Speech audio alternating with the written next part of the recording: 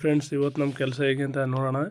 ಇವತ್ತು second Saturday ಆದ್ದರಿಂದ ನಮಗೆಲ್ಲ ರಜೆ ಇತ್ತು. ಹಾಗಾಗಿ ನಾನು ಕೆಲಸದ ನಮ್ಮ ಹುಡುಗರ ಜೊತೆ ಬಂದಿದ್ದೀನಿ.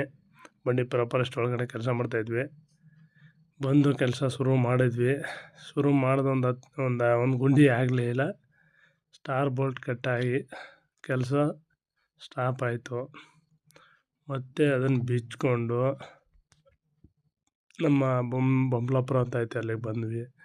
ಅದು ಒಳಗೆ ಫಾರೆಸ್ಟ್ ಒಳಗಡೆ 7-8 ಕಿಲೋಮೀಟ್ರ್ ಬರಬೇಕು. ರೋಡ್ ಬೇರೆ ಒಂಚೂರು ಚೆನ್ನಾಗಿಲ್ಲ, ಚೆಕ್ ಪೋಸ್ಟ್ ಬೇರೆ ಇದೆ ಅಲ್ಲಿ.